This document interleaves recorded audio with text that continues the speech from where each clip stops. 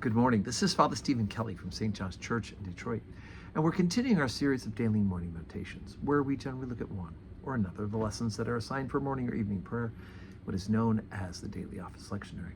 Today for Friday, let's take a look at the lesson that's assigned for evening prayer from the book of the prophet Daniel. Now, yesterday at evening prayer, we heard the story of that King Nebuchadnezzar, who was the king of Babylon, has set up this golden idol, right? And God has used Nebuchadnezzar to bring the people into exile, the Jews, as a punishment for their unfaithfulness.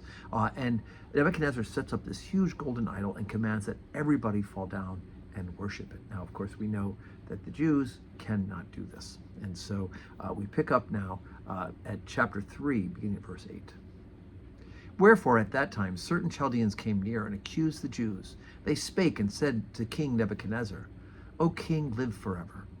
Thou, O king, hast made a decree, and that every man shall hear the sound of the cornet, flute, harp, sackbut, psaltery, and dulcimer, and all kinds of music, shall fall down and worship the golden image. And whoso falleth not down and worshipeth, that he should be cast in the midst of a burning fiery furnace.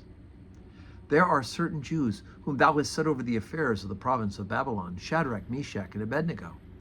These men, O king, have not regarded thee. They serve not thy gods, nor worship the golden image that thou hast set up.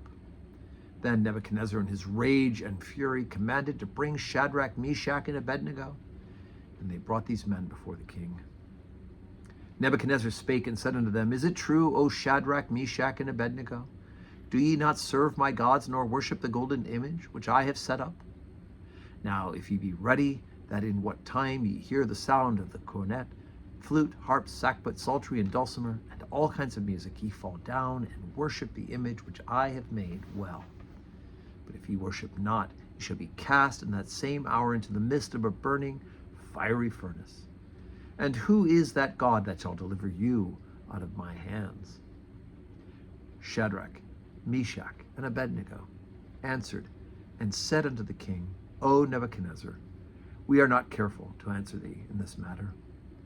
If it be so, our God whom we serve is able to deliver us from the burning fiery furnace. And he will deliver us out of thine hand, O king. But if not, be it known unto thee, O king, that we will not serve thy gods, nor worship the golden image which thou hast set up.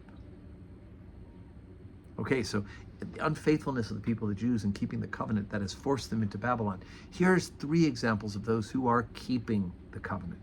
They understand that you cannot worship an idol. You cannot worship the false gods. That as members of that original covenant, they are to worship the one and true and living God and worship him only. And so the 3 of them have now made their choice. They said, even if our God doesn't rescue us, we still won't serve a false god, right? Whether we live or we die, we are the Lord's, as St. Paul would say.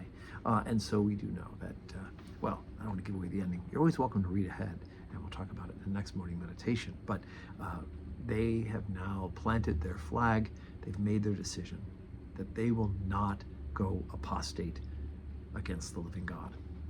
So today is Friday. We don't have public worship today at St. John's Church, but of course we are saying our prayers. And I hope that you will pray for us here at St. John's Church, and know that I pray every day for all those who are listening to these morning meditations, that God will bless you as well. And may you have a Friday that is full of blessings.